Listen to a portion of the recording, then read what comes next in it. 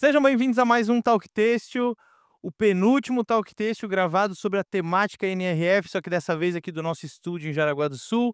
Antes de apresentar meu convidado que eu conheci em Nova York, um cara que eu tô ansioso para bater um papo, eu quero primeiro apresentar o meu co-host, cara, que agora vai assumir aqui os papéis de co-host do podcast e também veio para brilhantar a mesa aqui e me ajudar no bate-papo com essa galera da pesada que passa aqui pelo Talk Têxtil. Obrigado, Decão. Apresentado ao público. Depois dessa introdução eu até fiquei meio, né, fiquei meio sem Mas a jeito, assim, né. missão é essa, cara. Cara, eu fico muito feliz, cara, pelo convite, na verdade a intenção do talk é isso, né, unir pessoas do têxtil, né, e eu também trazer um pouquinho da minha experiência, um pouquinho do que eu passei aí, pra criar e desenvolver essa comunidade, né. É, Tão exatamente. bacana, tanta pessoa bacana passou por aqui, tantos profissionais muito bons, né, então é um privilégio e eu fico muito agradecido A pelo nossa convite. missão é fazer de tudo para tirar o máximo de conteúdo da cabeça dos nossos entrevistados e dividir com a galera de casa. E aí, hoje a gente tem a missão de entrevistar um cara que já morou na Austrália. Meu, tem tanta das curiosidades esse cara. Já morou na Austrália, eu conheci ele em Nova York. Ele me chamou a atenção principalmente por uma coisa muito legal, que é o senso crítico. O LG, que é o Luiz, né, que está aqui na minha frente, ele foi responsável por mostrar a NRF com um olhar mais técnico, principalmente na questão de estandes e tudo mais. A gente já conversou com ele em Nova York. A gente fez um podcast só com ele agora, porque tem muita coisa ainda para extrair dessa cabecinha aí, né, Luiz? Seja bem-vindo, cara. Obrigado, obrigado, pessoal. Obrigado, uma honra estar aqui, a gente poder aprofundar a conversa que começou em Nova York. Diga de passagem, muito chique isso, né, a gente se conheceu em Nova York. Massa pra caramba, né? Isso, aí o início deu uma baita história, né. Ó, quando a gente se conheceu em Nova York. Conheceu em Nova York, exatamente, não tem como ser ruim essa história, muito bom, então Pô, e alguém te chama de Luiz da Inside ou só Luiz? Porque não tem como falar só Luiz, ou a gente chama de LG ou de Luiz da Inside. olha, eu acho que a ampla maioria, me chama de, LG. É. Há um fato sobre isso, eu não queria esse apelido, eu fugi dele, mas eu já ganhei esse apelido 4 vezes em cidades diferentes, em países Não diferentes. tem como Não escapar. hoje em dia eu já sei. Na minha família eu sou Lu. Apelido dado pela minha bisavó, inclusive, e para um pequeno grupo de primos, Lug. Então, Isso. Então, assim, meu nome mesmo, Luiz, se a pessoa me chama, normalmente tá brigando comigo. tá. Então, LG, seja bem-vindo aí, cara. Vamos lá, vamos que vamos, cara. Parabéns. Brother, por onde a gente começa? Sabe por onde eu queria começar? Eu queria a gente tem muita coisa pra falar de NRF, mas para o pessoal de casa entender o porquê que tu ganhou um episódio a mais de NRF, eu quero voltar naquilo que eu estava falando do senso crítico, e que foi um dos motivos depois de você montar a sua empresa, né, que é justamente sobre isso, mas eu quero voltar lá atrás no tempo, onde começou esse senso crítico? Foi na Dudalina? Essa questão de você ver o varejo, o mundo dos negócios com outra visão? Fala aí pra nós. Vamos lá. Onde começou, eu acho que é inerente à minha vontade. Muitas vezes, inclusive, eu já quis não ter esse senso crítico, mas eu lembro da minha mãe, eu criança, minha mãe Patrícia, dizendo que eu ia ser advogado, Aham. porque eu argumentava tudo. E eu sempre fui de argumentar e de ter essa visão crítica e de, cara, acho que tomar as minhas próprias decisões e entender o mundo sob o meu ponto de vista. E acho que outra coisa que era inerente pra mim era que eu ia ser empreendedor, assim, eu sabia, eu vim de uma família de empreendedores e de empreendedores de varejo, de comércio, minha avó, pai, a minha mãe também é empresária, então eu sabia que eventualmente eu ia cair nesse mundo. Eu acabei juntando as 2 coisas, né, tipo, isso já de criança, eu acho que é dali que vem esse senso crítico, eu não tinha outra opção. E uma das coisas dessa indo nessa base de senso crítico, a gente estava falando sobre um artigo sobre NRF, né. Eu sei que a gente já falando desse seu artigo que você comenta a sua opinião sobre NRF, a gente já fala meio que o resumo do que foi, né. Mas acho que vamos começar pelo fim mesmo, que é o resumo do que tu fez, aquele artigo que a gente estava comentando até antes dos bastidores, que bombou, né, porque daí você recebeu bastante insights da galera. Fala aí pra nós, cara, a tua opinião sobre NRF. Foi a minha primeira NRF, né, eu paquerava NRF à distância. Há anos eu olhava pra feira, queria ir, mas eu vinha de momentos, assim, que eu olhava pra evento com senso crítico, né, já que esse é o tema, e vendo pouca novidade, vendo pouca coisa e me assustava um pouco a NRF todo ano com uma grande novidade.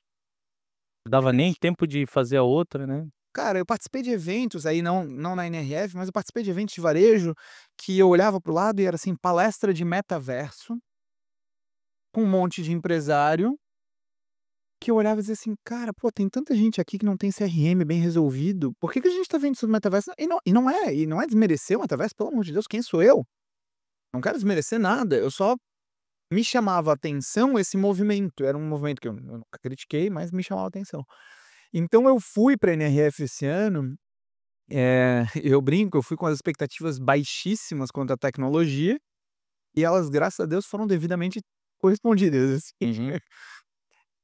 Não teve isso, né, eu acho até que o pessoal estava meio tímido pra falar de IA lá, na feira. A IA, ela era um ingrediente dos pratos, ela estava ali, mas ela era um ingrediente. E eu achei isso muito bom, porque a gente não precisa da grande novidade. Nós temos, a tecnologia, ainda falhando em muitas coisas no mundo, ainda devendo em muitos lugares, as empresas com muitos processos, antes de tecnologia, processo, né, pelo amor de Deus, é uma coisa super importante, a empresa precisa primeiro do processo, estrutura segue estratégia, então primeiro eu monto onde, né, que eu quero chegar com a minha estratégia, e a minha estrutura tecnológica de processos, assim por diante, vai seguir. Então tanta coisa básica que, pô, de repente, será que o metaverso estava no timing certo? Né, acho que essa resposta é fácil, mas eu faço agora uma pergunta mais difícil: será que a IA tá no timing certo para muitas das empresas? Então eu fiquei feliz de voltar de lá com as empresas e os fornecedores um pouquinho mais calmos. Beleza, cheguei no Brasil, abri o computador e vou escrever um artigo. Eu escrevi o que eu queria escrever, o que estava na minha cabeça, que era justamente essa visão de que bom que não teve tanta inovação assim.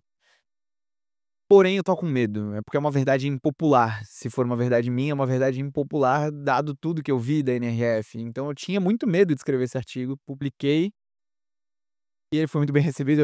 Deu 5 minutos, um cliente que eu respeito muito me mandou um áudio de 1 minuto, eu: "Eita". Aí era um áudio elogiando ele: "Cara, que bom que tu escreveu aquilo.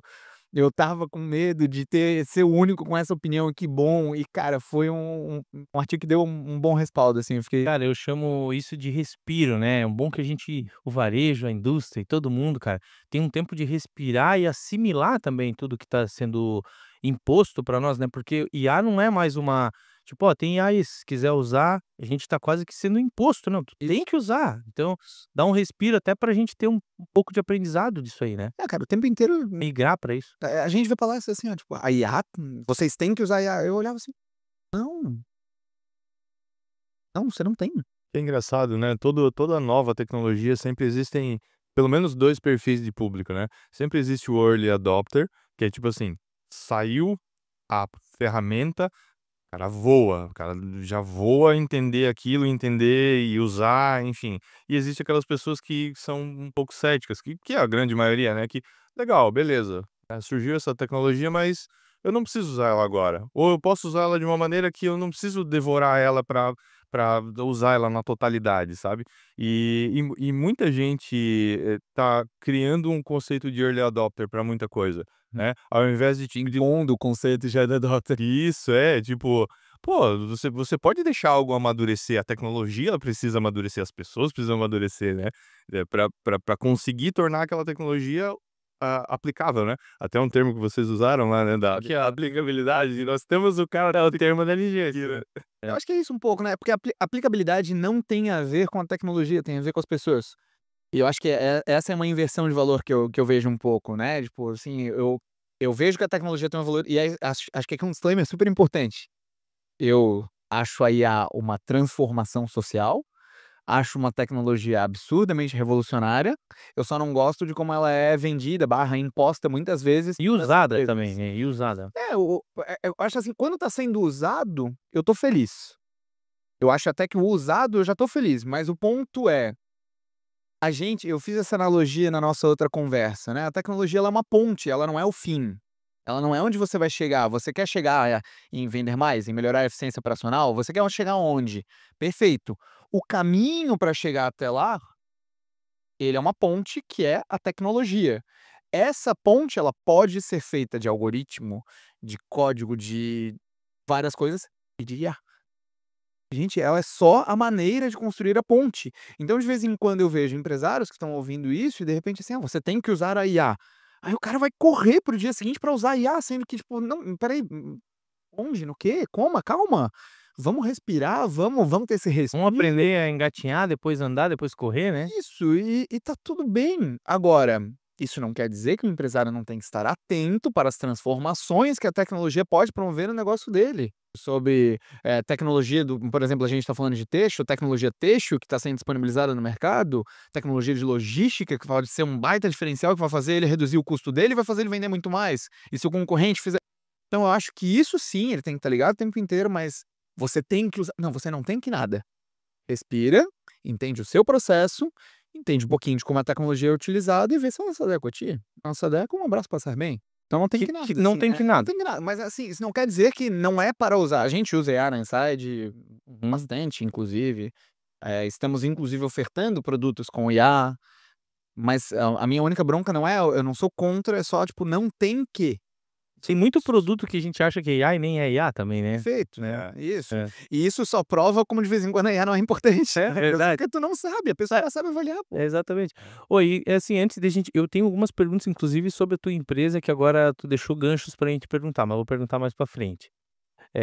Mas assim, o que que a NRF te entregou relacionado a essa questão de experiência da comunicação, que é exatamente onde a tua empresa trabalha? Porque na NRF ela falou sobre cliente no centro de tudo, falou sobre o básico bem feito, e pô, eu acho que se falar de básico bem feito, tudo começa com a comunicação, né, cara? Perfeito. Inclusive o nosso próximo podcast é sobre comunicação dentro da loja em questão de visual merchandise, né, que é com a nossa amiga. Mas com relação à comunicação, o que que tu enxergou lá na NRF, cara? O que que teve de soluções lá? Eu acho que E a Inside na NRF, será que ia ficar legal lá, no stand de vocês lá, cara? é um dia, né, um Hum? dia. Hã? Cara, a gente, eu acho que a NRF ela me trouxe algumas surpresas muito agradáveis. Primeiro, grandes amizades, É, um legal grupo demais essa muito parte. bacana, foi muito legal, assim, toda a experiência, do nosso grupo ali, né, tipo, eu realmente me diverti muito e troquei com pessoas muito inteligentes que me ensinaram muito durante aqueles dias, isso foi muito legal. E eu esperava a feira aquilo que foi muito bacana, é outro nível de feira, pô, stand de grandes marcas, as palestras muito bacana, era aquilo que eu esperava. Eu sabia que as visitas técnicas eram muito legais, eu já tinha ouvido isso de muita gente, porém, me surpreendeu muito mais. E eu acho que o último ponto que me chamou muita atenção e que fez a gente evoluir muito, a Inside evoluiu muito com essa NRF, é impressionante como 10 dias conseguiram fazer esse impacto tão grande, é que são 10 dias vivendo varejo, ponto. São 10 dias que eu não compro eu ia dizer um pão de queijo, mas não tem pão de queijo lá infelizmente, que eu não compro um bagel sem pensar na operação daquele lugar. E beleza, eu tô aqui num shopping, eu normalmente tô pensando na operação de loja, porque é o que eu faço no meu dia a dia, mas lá eu não só estava comprando e pensando nisso, era tudo que eu fazia era pensando nisso, e quando eu conversava com alguém era sobre isso, a gente E só que trocava. experiência aquelas coisas deixavam pra gente ser um consumidor, né? Então a gente tá refletindo o varejo o tempo inteiro, durante 10 dias, mas foi uma experiência imersiva muito forte. E pra gente na Inside foi muito legal, porque eu consegui avaliar o mercado americano, a gente viu os nossos, concorrentes que só operam lá, né, não operam aqui no Brasil, eu conheci bem eles, inclusive falei com os donos das empresas, a gente conseguiu trocar figurinhas, eu vi os clientes americanos e eu vi a experiência de consumo americana. A gente aqui no Brasil, a gente é muito crítico e acho que tem que ser, né, pra sempre melhorar a economia, melhorar o país, mas eu vi dificuldades na estrutura americana também muito difíceis e eu ficava refletindo: "Nossa, deve ser muito difícil de lidar com isso daqui". Então, no quesito de comunicação entre colaboradores e empresas, que a gente não tem dificuldades aqui no Brasil, então tem várias coisas diferentes, isso me fez refletir muito. E quando eu falo da feira, que eu estava em contato com o mercado, entendendo o que é que existe lá, foi muito bacana pra gente entender onde pode melhorar, mas principalmente onde que a gente já tá bem aqui no É. Brasil e na própria Inside, né. Então isso foi muito bacana pra gente, essa saída, com perdão do trocadilho, essa saída da caixa pra ir pra lá e entender um pouquinho mais de outro mercado. Até Legal. porque o brasileiro, ele fica sempre achando que os países de primeiro mundo têm tudo melhor que o Brasil, né. E a gente tem muita coisa boa aqui que a gente não encontra lá, né, e que a gente nem quer trocar por outra coisa fora do país, porque aqui é muito melhor, né. Isso vai do cachorro-quente até os empresários do Brasil que são muito bons. Inclusive a nossa cultura brasileira nessa questão de mercado e de consumo é uma cultura, assim, totalmente diferente, até porque o Brasil é gigante, né, então a gente tem comportamentos diferentes e dá para explorar várias coisas dentro do Brasil. E lá nos Estados Unidos é meio que padrão, todos os lugares têm o mesmo tipo de cultura de consumo, e aqui tem vários padrões, tu consegue testar muita coisa também, né. Inclusive essa é uma coisa que eu queria te perguntar, LG, tu, assim, tendo tido essa experiência com a NRF, né, e com o varejo de lá, né, tu entendes que a cultura local, ela é um problema para implementar, às vezes, uma boa experiência de atendimento? Tu acredita que, tipo, que a cultura local ela seja talvez um problema ou assim, dependendo, por exemplo, falando do Brasil, por exemplo, não, cara, isso traz talvez até um jogo de cintura maior, sabe? Cara, eu tô rindo porque é curioso, na quarta-feira eu tomei café com um empresário e conversando com ele, a gente conversou sobre Legal. cultura empresarial e o conflito de cultura empresarial versus cultura local. Então eu tô até achando curioso. Não, eu vi esse post lá, eu vi. Cara, é uma reflexão muito legal, porque eu acho que o que que acaba acontecendo, assim, não são coisas excludentes, não são isso é a minha opinião, isso foi um debate super legal que a Uhum. gente teve, e acho que é sempre bacana ter essas trocas, mas na minha opinião, a cultura empresarial, ela tem que ter diretrizes claras do que é excelência para o cliente da empresa. Aí agora eu tô falando exclusivamente de varejo. Então eu tenho que saber o que é excelência. E eu tenho que utilizar a cultura local para melhorar essa excelência, nunca para ofuscar. Assim como eu acho que é muito delicado uma cultura empresarial de varejo que na loja ofusca a cultura local. Você não deixa um colaborador atender da maneira que aquele público local, que é tão distante, né, o Brasil é tão grande, é tão espalhado, você usa de uma cultura muito forte, enrijecida, que não deixa aquele colaborador exercer seu melhor. E isso é bonita a minha frase, muito legal, beleza, mas como fazer isso? Esse é o grande desafio das marcas, né, de construir uma boa matriz de cultura com bons valores e levar isso em larga escala, né, esse é justamente o grande desafio. E a O público hã. americano, né, ele, o varejo americano ele entrega uma experiência, né, as empresas parece que elas têm uma maneira de organizar o atendimento, o Eles contato sabem com o contar a público, história, cara. eles são muito bons nisso, né. Pô, é realmente um baita desafio, né, trazer isso para o nosso mercado, né. Não que obviamente aqui existem, excelentes profissionais, né, mas é uma barreira, né, é estranho isso. O americano ele sabe contar bem as histórias, a gente percebe visitando, né, a Petco que a gente visitou lá, eles contam uma história muito legal. Só que o brasileiro, ele é muito bom de criar histórias, ele só não tá contando bem a história dele ainda, né.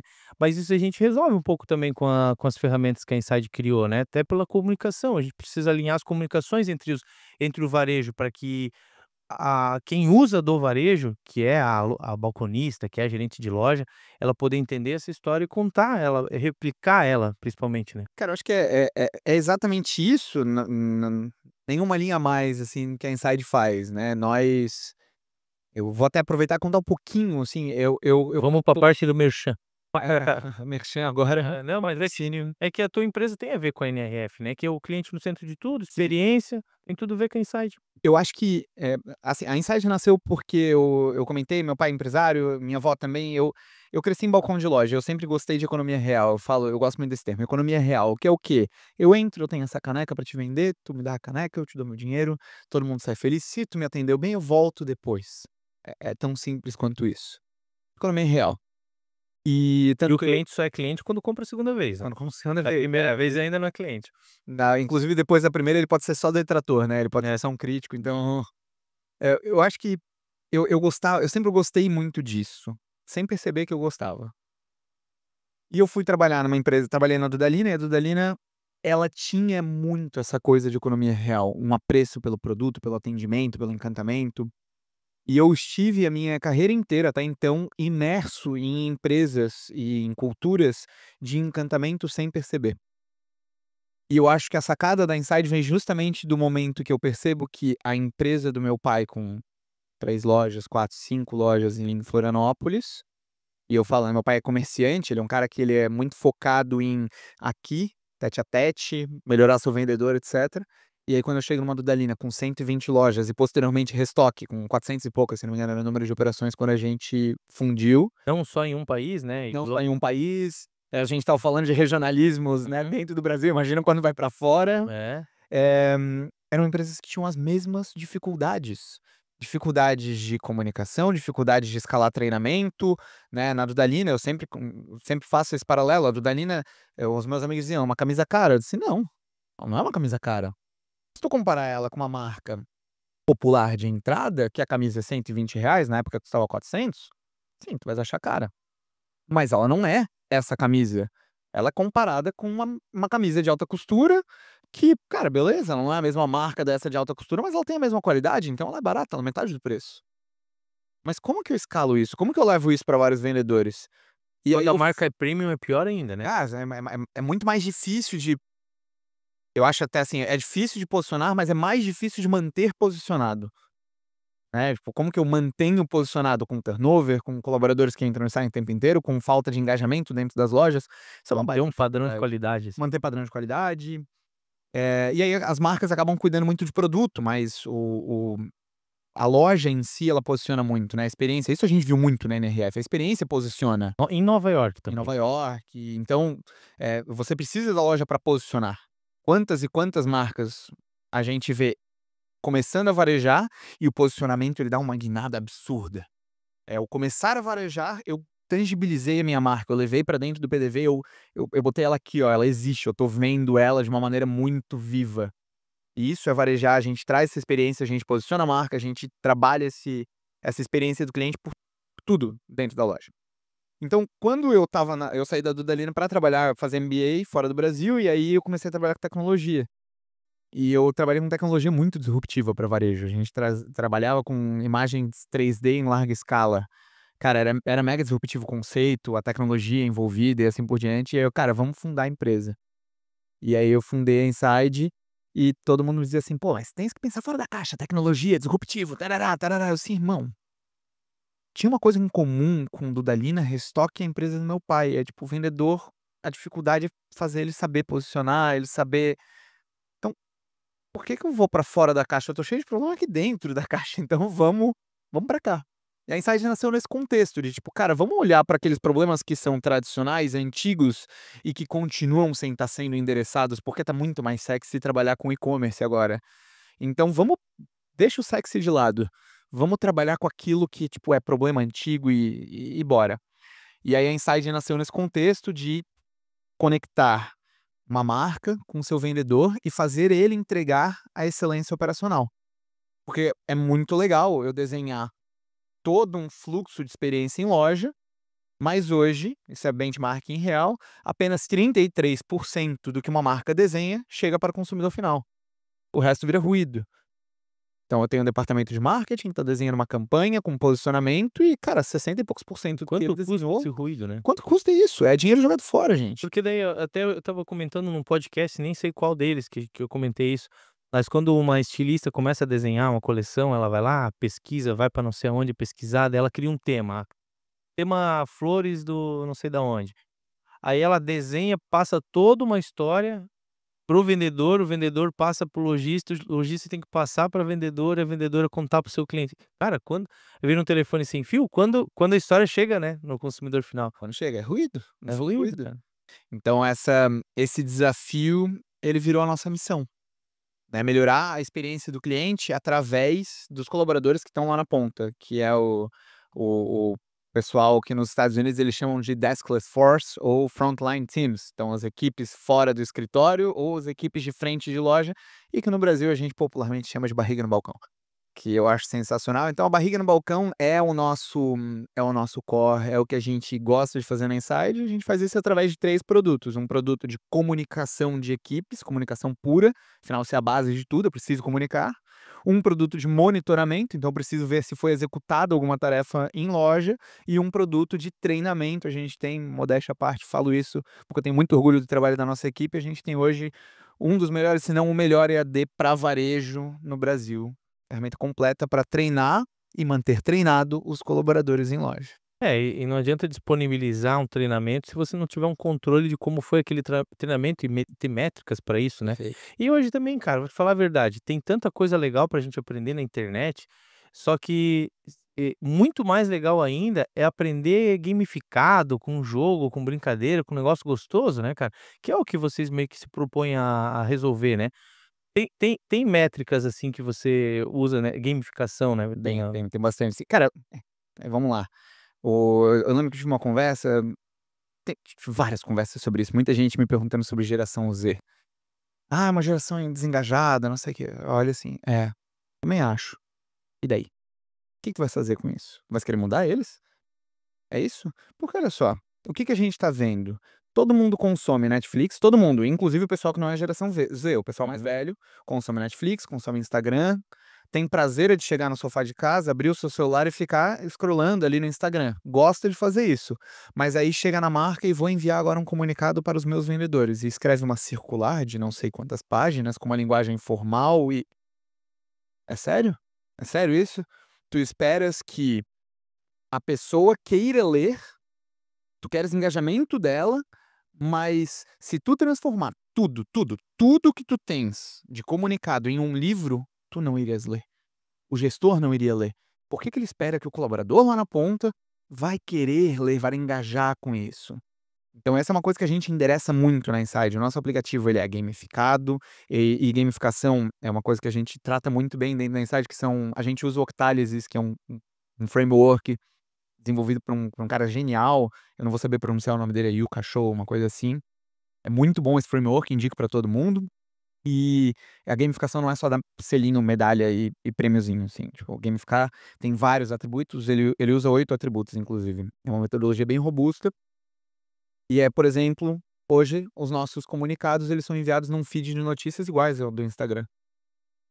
A gente incentiva os nossos clientes, estamos lançando agora em março os stories, para que quando eu fizer um informativo para as minhas lojas, eu não vou escrever, eu vou: "Oi, tudo bom, pessoal?". Isso é falar a língua das pessoas, e a gamificação é isso, tá todo mundo usando Duolingo.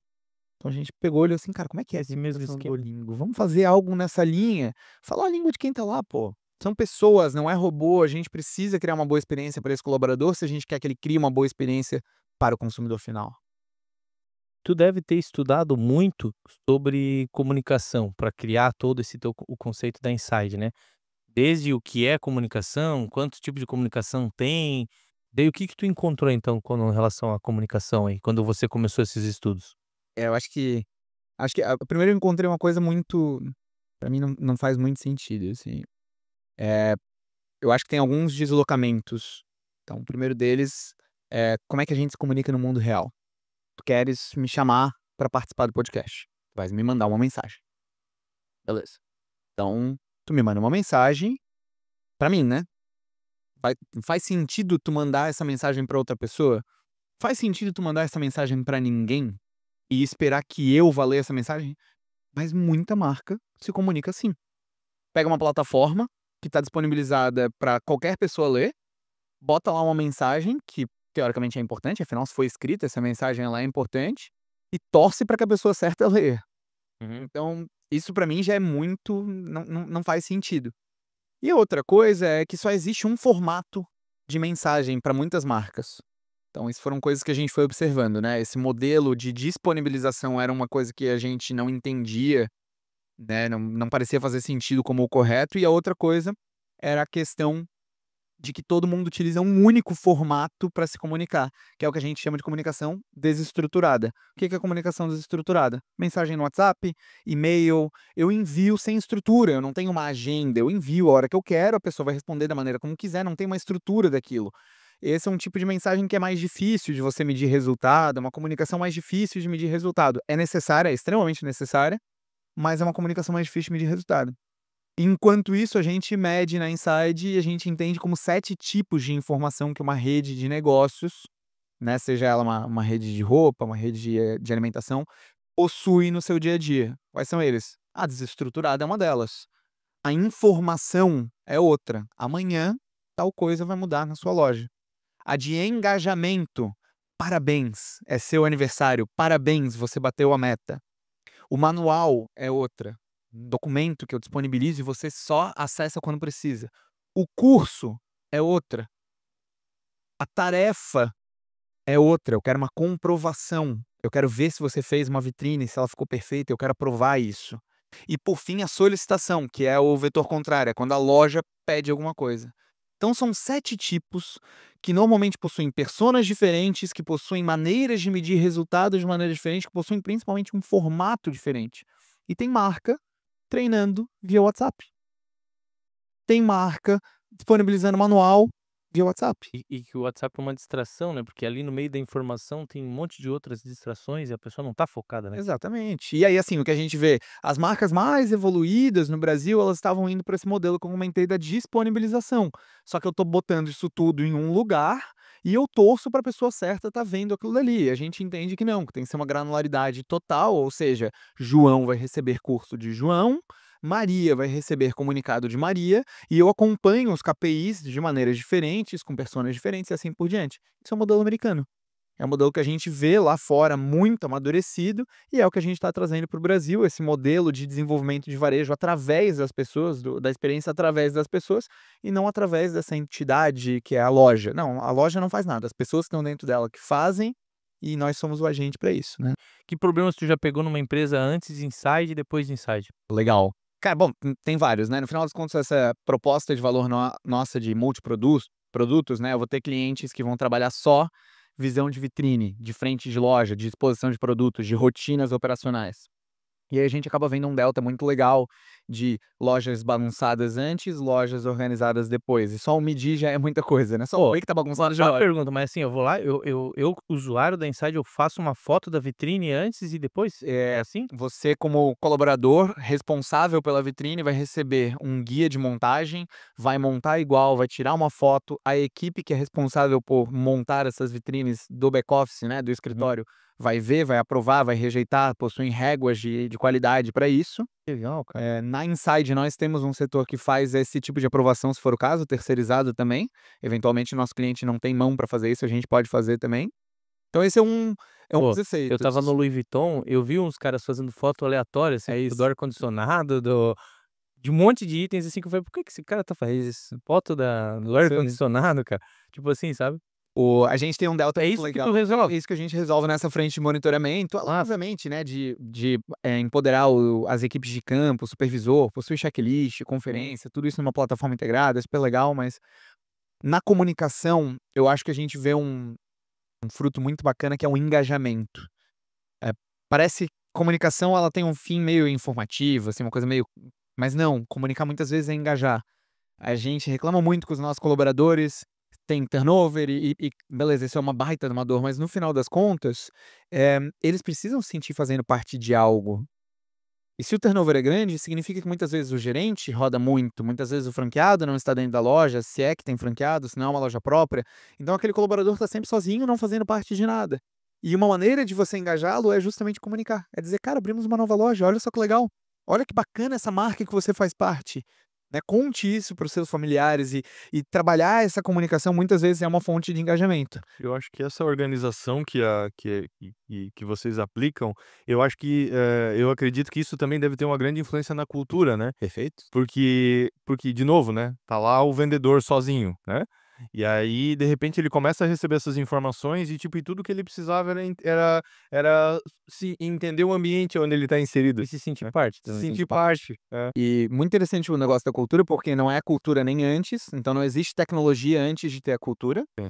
e nem depois, né, não existe também ter toda a cultura e ela vai morrer na tecnologia, não, ela tá no meio. Eu tenho a minha cultura, eu preciso disseminá-la, e aí a tecnologia ajuda, e ela traz insumos que vão continuar fazendo a cultura crescer e fomentar e assim por diante. Então também a gente não existe produto de tecnologia para criar cultura. Existe cultura e o produto de tecnologia amplificando ela, isso é uma questão muito legal. Mas falando sobre case, os meus preferidos normalmente são de treinamento. Eu tenho é meio que o filho preferido, assim, tipo, eu já falei isso com meu sócio, com o Augusto, que é o produto de treinamento, a maneira como a gente criou, todo o nosso histórico, o produto de treinamento, a gente tem cases super legais de redes monomarcas, com 15 lojas, e assim, 98% de taxa de conclusão de curso. Então assim, só quem tá de férias não fez os cursos, é bizarro. A gente tem cases de multimarcas que através da gamificação impactaram 40.000 usuários, eu lembro que a gente ficou sem dormir algum tempo ainda, né, porque Caramba. lançar 40.000 usuários de lojas multimarcas fazendo treinamentos via aplicativo, né, isso tudo com a gamificação fomentando e assim por diante.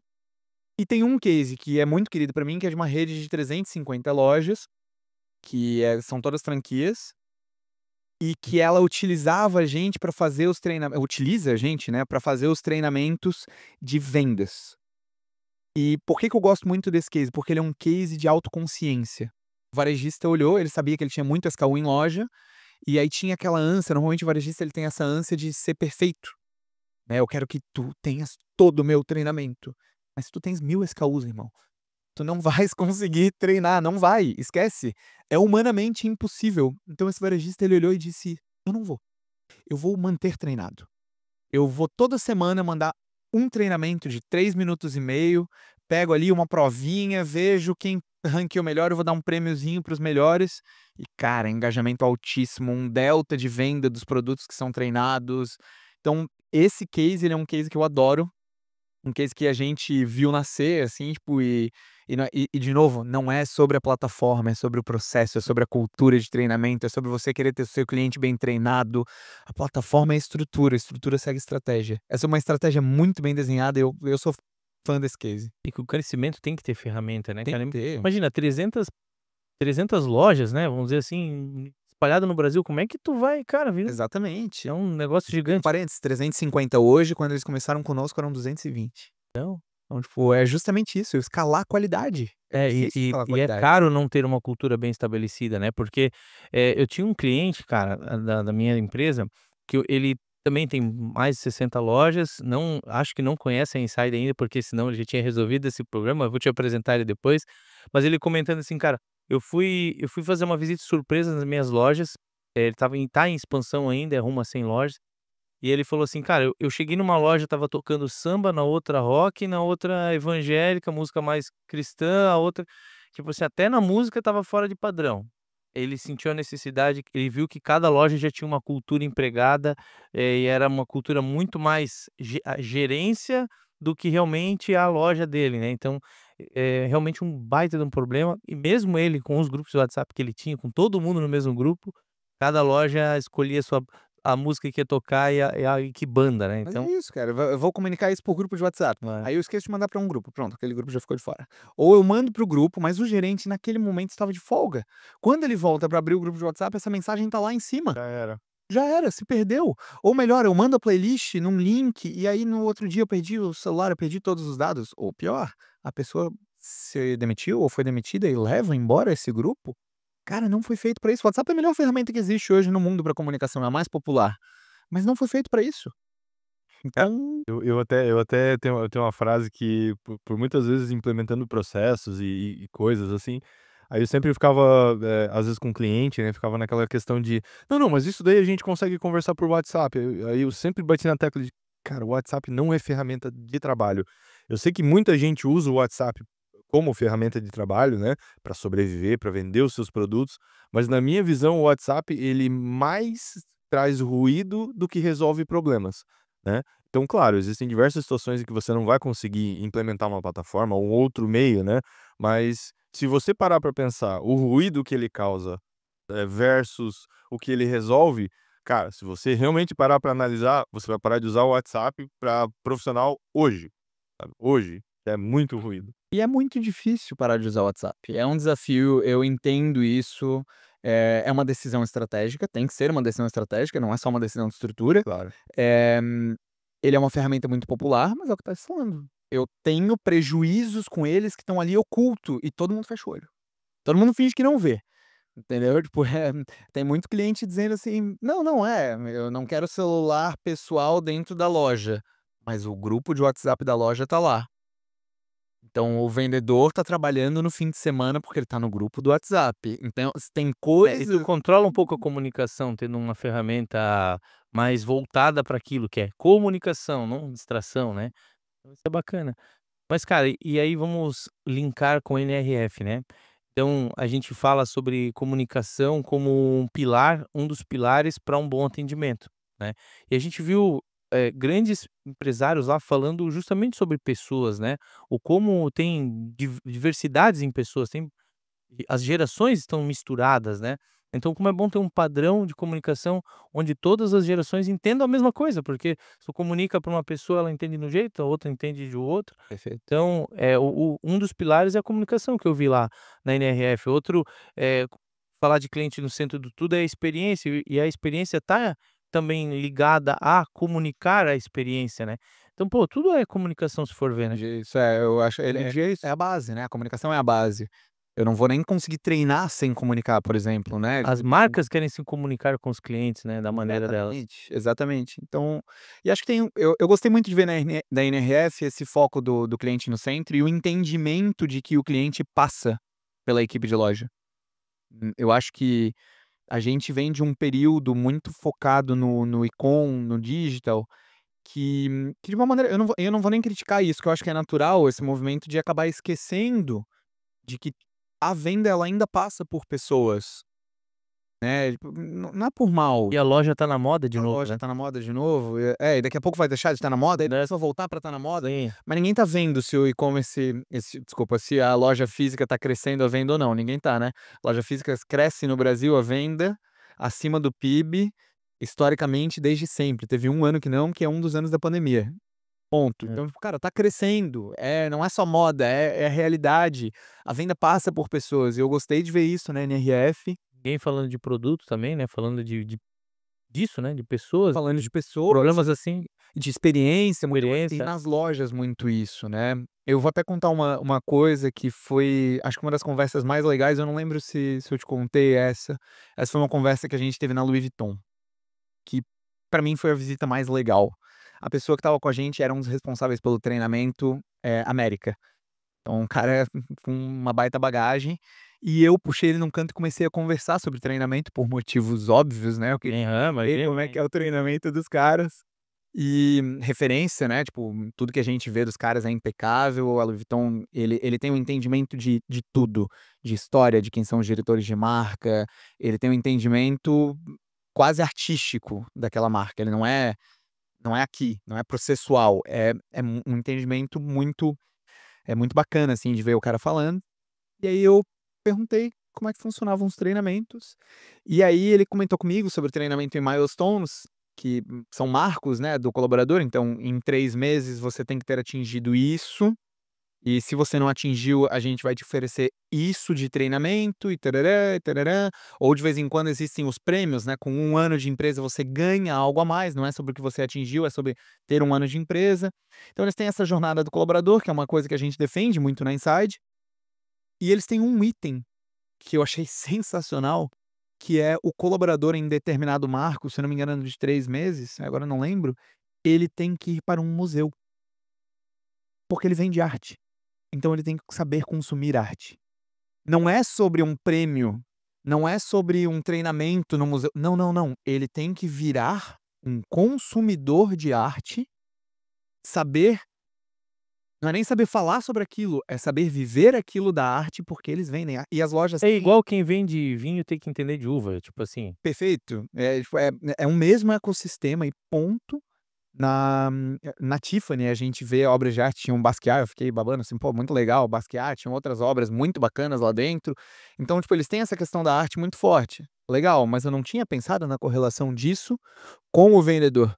E aí quando o cara falou isso pra mim, eu: "Caraca, velho, Eles estão indo bem a fundo, né, muito a estão fundo". indo muito, muito no detalhe. Mas isso é o quê? Isso é cultura. E aí a estratégia pra chegar nessa cultura poderia ser um aplicativo treinando todas as obras de arte dos museus. Eles disseram: "Não, cara, é imersivo, tem que ser dentro do museu". Olha só, é isso que eu digo, a estrutura segue a estratégia. A estratégia deles, né, essa cultura que a gente tá falando, ela é o fim. O meio, se é tecnologia, se é IA, se é o que for, E não é qualquer empresa, né, então a gente tem que escutar, tem que ver, e se eles estão fazendo é porque dá certo, cara. dá certo, exatamente. E é uma questão tão óbvia, mas não é óbvia, né, porque assim, pô, tem sensação mais legal do que você entrar numa loja, você ter uma experiência e você conversar com alguém que entende pra caramba sobre o que ela tá vendendo? Tipo, cara, ela te vende isso de uma forma o exemplo do atendimento da Apple, né, que eles vendem de certa forma devagar, com toda O calma, slow retail, né? Slow retail. compara, tal, legal. Quando chegou a hora de pagar, de repente você tá segurando uma sacolinha e saindo da loja e acabou. E aí, cara, você viveu aquela experiência, você fala: "Cara, meu, ele me passou todos os dados, tudo que eu precisava saber sobre o aparelho, eu comprei, Já pode ir eu tô". embora? Os assim já pode mudar. A gente falou muito sobre isso, É. né, que é tipo, onde é fricção, tu automatiza. E onde agrega valor na experiência, você aprofunda. É. E aí tem uma coisa muito legal, a gente tá falando sobre marcas grandes, né, e tem uma frase que eu sou fã, que eu vou tatuar essa frase eu acho, que é do Ferreirinha, do Carlos Ferreirinha, que eu vi a palestra dele na Dudalina, que foi muito massa lá atrás, quando eu estava em 2013, 14, e que era "O paladar não retrocede". E ele falava justamente sobre isso, porque a gente olha pra Apple e aí o que que muito varejista diz: "Mas é a Apple, né? É a Louis Vuitton, né?". Não, amigo, o cara que vai na Apple, quando ele vai no teu boteco, ele espera a qualidade Apple.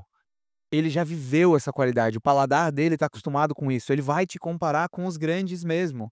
Beleza, ele pode não comprar na Louis Vuitton e comprar na minha loja, ok, mas ele está o tempo inteiro em contato com experiências sem fricção, seja na Netflix, seja no Instagram, seja onde for, não é só no varejo, é em qualquer coisa. A gente não concorre só com os nossos concorrentes diretos, a gente concorre com experiências. E as pessoas não querem mais fricção e experiências ruins. Então, Galera, eu falei que ele era um crítico nato, né, cara? Olha só, cara, a crítica que ele traz aqui.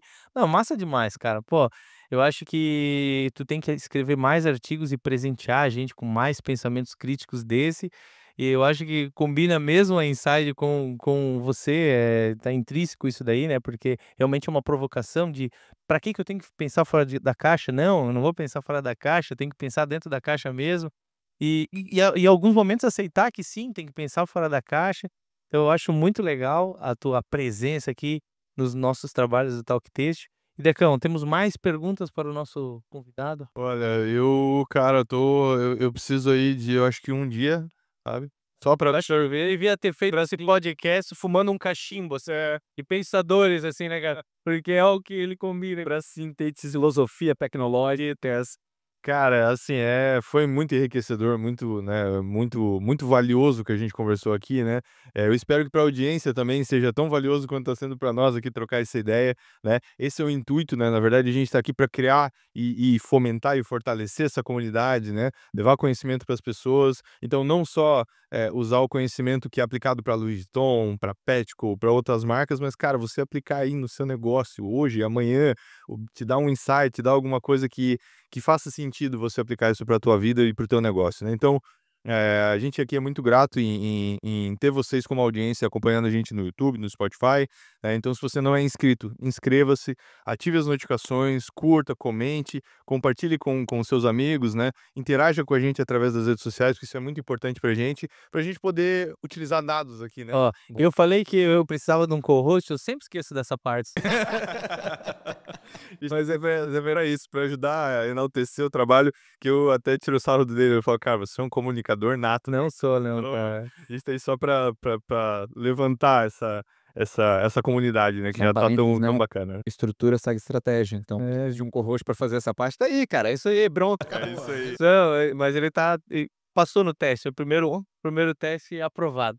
Bom, e pra mim tu já faz isso aí há uns 10 anos. Tá tudo certo, cara. Bacana, eu fiz bem, fiz Ó, mas cara, obrigado, dever cumprido, show de bola, acho que tu devido. vai ganhar bastante fãs aí com esse podcast, porque realmente a gente precisa pensar um pouco diferente, porque a gente, em alguns momentos, pela velocidade que tá a nossa vida em questão de processamento de dados, é tudo muito rápido, a gente não para.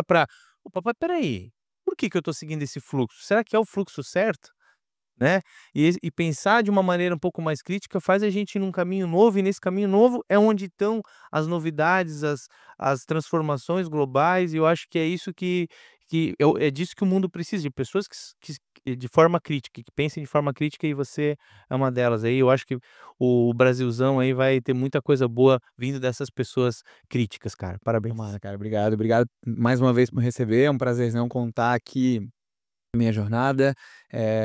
Espero que as pessoas entendam, não são verdades absolutas, são só as minhas verdades. Mas cara, provocativo, né? Pra gente ficar pensando, né? Cara, eu acho que a gente tem que defender aquilo que a gente acredita, claro que respeitando sempre o espaço do outro e isso até é uma entrevista, nas entrevistas de emprego para Inside, a gente sempre pergunta qual que é uma grande verdade que você defende mesmo que todo mundo fale que é mentira. Essa é uma pesquisa, acho que é no Peter Thiel fazia essa pergunta também, quando ele era executivo. E eu gosto muito dessa pergunta, que é tipo, cara, tu acredita o suficiente a ponto de defender? É só isso, tipo, e eu pretendo continuar fazendo isso, desde que sempre respeite o outro. Mais uma vez, obrigado por permitir que eu seja crítico aqui. Nem sou tanto crítico. Não, de é o boa. pensamento que é crítico. Você não tá criticando Tô nada. criticando nada, é Você tá verdade. pensamento crítico, E pra quem quiser conhecer um pouquinho melhor a Inside, Eu vou deixar aqui embaixo nos comentários, no YouTube, pra quem está assistindo no Spotify, a gente vai tentar colocar na descrição também. boa. Mas é @Inside Varejo e www.insidethebox, dentro da caixa.com.br. Que da hora, cara. Dever cumprido. Parabéns. Obrigado, pessoal. Mais um episódio topíssimo. Baita aqui no papo, Talk baita Texto. conversa. Galera de casa, nosso muito obrigado. Continue aí acompanhando o Talk Texto com mais pessoas inspiradoras assim como a LG. E, principalmente, muito obrigado por você nos assistir e até mais. Valeu!